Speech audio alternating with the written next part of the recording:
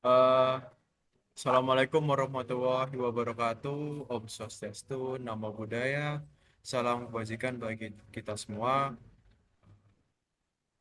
Di sini kami akan mempresentasikan eh, podcast terkait proyek EAS Sistem Peradilan Pidana.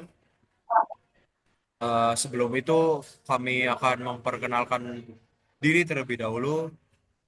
Perkenalkan, nama saya Muhammad Tosil Azwardi, NPM akhir 270. Perkenalkan, nama saya Mas Sabra Prasetyo, NPN Mahir 238. Perkenalkan, saya Samuel Sinaga, NPM Mahir 259. Eh, Langsung aja aku podcast ini aku buka ya. Halo teman-teman, selamat datang kembali di podcast Hukum Indonesia. Pada kali ini kita akan membahas salah satu perubahan penting dalam sistem peradilan pidana di Indonesia, yaitu upaya paksa dalam KUHP baru 2025. Mengapa topik ini penting? Karena menurut saya upaya paksa adalah kewenangan yang dimiliki aparat penegak hukum untuk membatasi hak seseorang demi kepentingan penegakan hukum. Misalnya ketika seseorang ditangkap, ditahan, rumah digeledah, rekening yang diblokir, atau bahkan dicegah pergi ke luar negeri. Untuk membahas topik ini, saya tidak sendiri, sudah hadir dua narasumber. Bapak Maksima, selamat malam. Ya, selamat malam Mas Zosi. Terima kasih telah mengundang saya. Dan Bapak Samuel. Selamat malam, Mas Rosi, Pak Masima, senang bisa ikut berdiskusi di hari ini. Ya, ini dua orang ahli-ahli hukum ya. Yang satu akademisi hukum dan yang satu praktisi hukum, advokat ya Mas Samuel ya. Ya, Oke.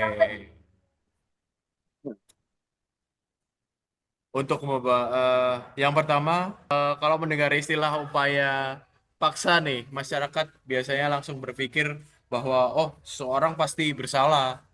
Apa benar, Pak? Seperti itu? Apakah sebaliknya? Mas, Eh, Mas. Ya, silakan, Pak. Pak Masima ya. ya, ya, Atau terima Mas, kasih Mas Mas, Zosi. Mas atau Pak ya? Mas aja ya? Iya Mas aja, soalnya Mas saya aja ya, masih masih biar, muda ya? ya, ya, Oh, kelihatan biar umur kelihatan 40 lebih Pak. muda. Kelihatan umur 40 Pak. Iya, Iya, iya, iya. Ya silakan Mas, oke, silakan Mas. oke. Menurut sebenarnya tidak selalu seperti itu. Ini juga Ya. salah satu kesalahpahaman yang sering terjadi di masyarakat. Upaya paksa bukanlah hukuman.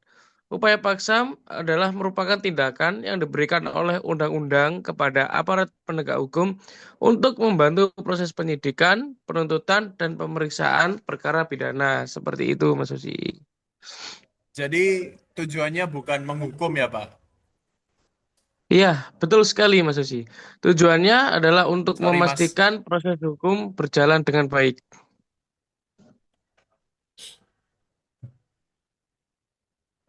teknologi makanan. Saya setuju Mungkin dari Pak perspektif. Samuel. Oke, saya lanjutkan ya. Saya setuju dari Iya. pendapat Bapak Mas. Ini maaf motong Pak ya. Dari perspektif praktisi tadi, upaya paksa memang dibutuhkan. Namun harus diingat bahwa setiap upaya paksa pasti menyentuh hak asasi manusia. Misalnya seperti penangkapan membatasi kebebasan bergerak, penahanan membatasi kebebasan seseorang, penggeledahan menyentuh privasi, penyadapan menyentuh kerahasiaan komunikasi. Karena itu Jadi ada dua kepentingan ya. Ya Mas ya. Ada kepentingan betul. penegakan hukum dan perlindungan hak asasi manusia. Benar? Iya, tepat sekali Mas Susi. Setuju. Lalu kita move nih ke perbedaan nih KUHP lama dan KUHP baru tentang upaya paksa ya, Mas ya. Apa Iya, perubahan terbesar yang dibawa oleh KUHP baru? ya. Perubahan yang paling menonjol adalah bertambahnya jenis upaya paksa. KUHP lama tahun 1981 hanya mengenal 5 bentuk upaya paksa saja, Mas Hosi. Apa aja ya Mas ya? Mas Masima, apa aja? Untuk untuk jenisnya di KUHP baru ada penangkapan, penahanan, penggeledahan, penyitaan, dan pemeriksaan surat. Sedangkan di KUHP baru mengenal 9 bentuk upaya paksa. Oh, jadi di KUHP baru ada tambahan 4 lagi upaya paksa ya Pak? Ya Mas ya? Iya, iya betul Mas Susi. Untuk tambahannya sendiri ada penetapan tersangka, penyadapan, pemblokiran, dan larangan untuk keluar wilayah Indonesia. Menurut Mas Samuel sebagai praktisi nih, mengapa perubahan ini diperlukan? Mungkin bisa Itu kan dijelaskan Mas. diperlukan. Oke, menurut saya sangat perlu karena pola kejahatan sudah berubah. Kalau tahun 1981 mungkin barang bukti masih berupa dokumen fisik. Kalau sekarang kan bisa melalui transfer uang, bisa dilakukan dalam hitungan detik, atau bisa dihapus dalam beberapa menit. Pelaku juga bisa terbang ke luar negeri dalam hitungan jam gitu. Jadi kalau aparat tidak diberi instrumen yang memadai, proses penegakan hukum akan tertinggal dari perkembangan kejahatan. Oke, jadi intinya perubahan ini merupakan respon terhadap perkembangan zaman, ya Mas ya? Iya, Ya, benar seperti apa? sekali Mas Susi. Sepakat. Sepakat ya. Iya, Oke, sepakat. kita kita move ke ada misal nih ya, simulasi kasus ya.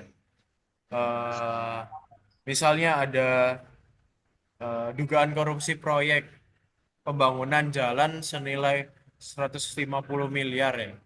Terus habis itu dikorupsi, dugaannya dikorupsi. Bagaimana kesembilan upaya paksa di KUHP baru ini dapat diterapkan? Oke, kita mulai dari tahap pertama ya Mas Susi ya. Untuk tahap pertamanya sendiri adalah penyidik mengumpulkan bukti terlebih dahulu, misalnya hasil audit kerugian negara, dokumen kontrak, keterangan saksi, dan bukti transfer dana. Jika bukti tersebut cukup, seseorang dapat ditetapkan sebagai tersangka, Mas Osi.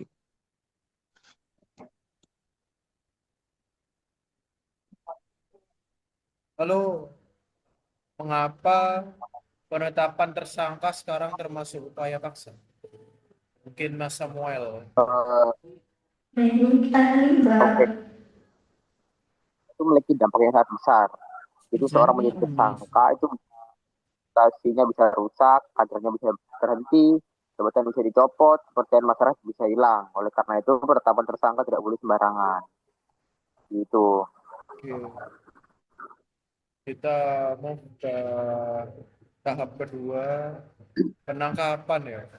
Setelah menjadi tersangka, ya, apakah langsung ditangkap atau ada cara lain atau prosedur lain apa? Eh, untuk Mas, eh, Mas. tersangkanya tidak selalu langsung ditangkap. Biasanya penyidik akan memanggil terlebih dahulu. Namun, apabila tersangka tidak kooperatif atau diduga akan melarikan diri, penyidik dapat melakukan penangkapan. Nah, satu hal juga yang perlu dipahami masyarakat, ditangkap bukan berarti pasti bersalah.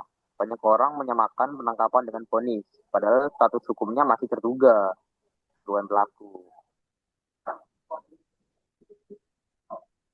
Tuh, sekarang nih penahanan ya. Setelah setelah penangkapan ya, nah, itu kan tersangka ditahan.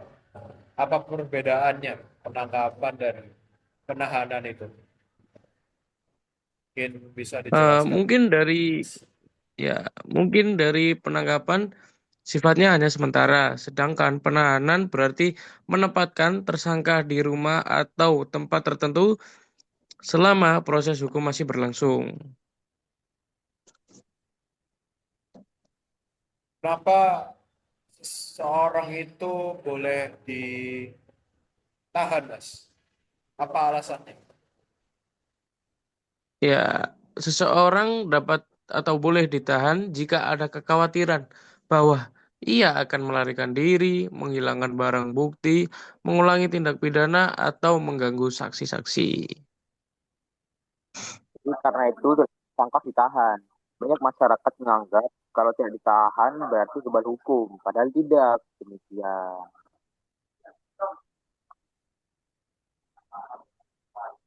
Jadi begitu ya, Mas ya.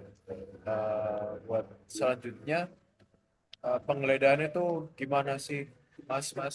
Mungkin bisa dijelaskan dari Mas Ima, mungkin yang akademisi, bisa menjelaskan dulu secara akademis. Ya, ya baik. Terima kasih Mas Osi. Untuk penggeledahan sendiri, penyidik menggeledah rumah dan kantor tersangka. Dan tujuannya adalah untuk mencari barang bukti yang berkaitan dengan perkara. Itu barang bukti apa aja yang dicari? Barang bukti yang dapat dicari dapat berupa dokumen kontrak, laptop, flash disk, telepon genggam, maupun catatan transaksi yang berkaitan dengan perkara.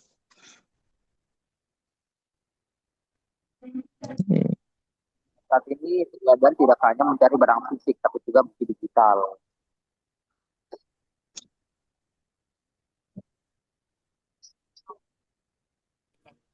Penyitaan. Apa bedanya penggeledahan dengan penyitaan, Mas? Mungkin dari Mas Ima dulu, akademisi, silakan Mas Ima. Ya, Mas Ima. ya baik. Terima kasih Mas Osi. Untuk penggeledahan sendiri adalah proses mencari barang bukti. Dan penyitaan sendiri merupakan proses mengambil dan menguasai barang yang ditemukan. Contohnya sendiri dapat berupa eh, laptop disita, handphone disita, dokumen disita, dan mobil hasil korupsi pun dapat disita. Seperti itu, Mas. Dan juga agar barang tersebut tidak hilang atau dimusnahkan sebelum persidangan. Oke. Jadi itu contoh-contohnya juga ya Mas. Oke. Untuk selanjutnya penyadapan nih. Penyadapan sering jadi perdebatan di halayak luas. Itu kenapa ya Mas ya? Jelas dong, itu menyangkut privasi kan, karena komunikasi seorang pada dasarnya kan bersifat pribadi. Namun dalam kasus tertentu, penyadapan dapat menjadi alat penting untuk mengungkap kejahatan. Ya, mungkin saya bisa menambahi, misalnya ditemukan percakapan, apa uangnya sudah masuk, dokumennya segera dihancurkan. Nah, percakapan seperti ini bisa menjadi petunjuk penting bagi penyidik, Mas Husi. Seperti itu. Lanjut aja. Udah berikan banget. Pemeriksaan surat nih sekarang. Eh, apa sih pemeriksaan surat itu? Contoh-contohnya apa? Mungkin bisa masing-masing. Ya, baik. Pemeriksaan surat tersendiri merupakan penyidik memeriksa berbagai dokumen yang berkaitan dengan perkara. Contohnya dapat berupa seperti email, surat perjanjian, dokumen perusahaan, dan rekening koran atau sebagainya. Seperti itu. Jadi kamu mau menambahkan ya poin-poinnya dari Mas Ima, izin Mas ya. Dari dokumen Ya, tersebut sering silakan, Mas. Silakan Mas. ya, dokumen tersebut sering ditemukan hubungan antara pelaku, aliran dana, dan modus kejahatan. Gitu.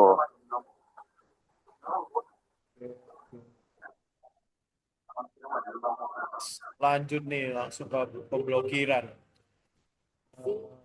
Pemblokiran ini juga salah satu upaya hukum baru di KUHP baru. Itu benar nggak Mas? Mungkin mohon arahan dan Iya, eh, pelurusannya gitu. iya, itu hal yang benar sekali, Mas Susi. Misalnya nih, tersangka memiliki rekening yang berisi 20 miliar dan hasil itu tersebut dari eh, hasil tindak pidana korupsi. Jika rekening itu tidak diblokir, uang dapat dipindahkan kapan saja dan di mana saja. Nah, dalam praktik, pemblokiran sangat membantu penyidik menelusuri dan mengamankan aset hasil kejahatan. Seperti itu, Mas Sosi. Eh, Tahap terakhir ya, larangan keluar wilayah Indonesia. Tahap terakhir nih gimana ya Mas ya? Atau harus diblokir, nggak boleh ke luar negeri atau gimana, harus stay di Indonesia atau gimana? Mungkin minta penjelasannya. Ya, untuk larangan keluar negeri sendiri, misalnya nih, Mas, tersangka memiliki rumah di luar negeri dan berencana meninggalkan Indonesia.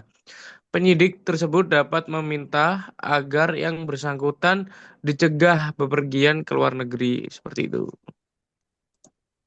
Nah, dan juga aku menambahkan tujuan dari larangan keluar wilayah Indonesia itu sederhana, yaitu untuk memastikan tersangka tetap dapat diperiksa dan diadili. Ada ada satu lagi nih, mungkin keresahan saya dan mungkin ini pertanyaan yang menurut saya eh, wajib Mas bisa jawab dan jelaskan secara rinci ya Mas ya. Apakah upaya paksa bisa berpotensi disalahgunakan? Apa gimana? Saya juga Penjelasan menurut Mas. Mungkin Mas Samuel. menurut saya tentu bisa, karena setiap kewenangan yang besar selalu memiliki potensi penyalahgunaan. Misalnya seperti penetapan tersangka tanpa bukti yang cukup, penahanan yang tidak proporsional, penyadapan yang terlalu luas, dan juga pemblokiran rekening yang merugikan pihak lain. Saya ingin menambahkan ya dari Mas Samuel. Nah, karena inilah pengawasan itu sangat berperan penting. Tujuan hukum bukan hanya menangkap pelaku kejahatan, tetapi juga melindungi hak warga negara. Jadi keseimbangannya harus tetap dijaga ya Mas ya. Ya, Oh, betul jelas. sekali. Sebelum aku tutup dan sebelum akhir podcast ini, sebagai host ingin meminta satu kalimat penutup dari masing-masing Mas nih. Silakan Mas Sima bisa Ya, memberikan kalimat penutup yang baik dan anjay gurinjay. ya baik. Eh, Sebelumnya terima kasih Mas Susi. Kuhap baru memberikan kita alat yang lebih modern bagi aparat penegak hukum. Tetapi penggunaannya harus tetap berdasarkan hukum dan menghormati hak asasi manusia. Seperti itu, Mas Suci. Oke, kalau menurut Mas Samuel gimana kalimat penutupnya Mas? Yang gong gitu Mas. Oke, ini yang gong banget menurut saya ya. Kalau gong banget tuh masyarakat perlu memahami bahwa upaya paksa bukan melainkan sarana untuk mencari kebenaran dalam proses pidana. Seperti itu, Mas. Oke, terima kasih Mas Ima, Mas Samuel udah datang ke podcast kami. Eh, Diskusi ini sangat-sangat menarik. Oke, pesan terakhir dari saya, penegakan hukum yang baik bukan diukur dari seberapa banyak orang ditangkap, tetapi dari seberapa adil negara menggunakan kewenangannya.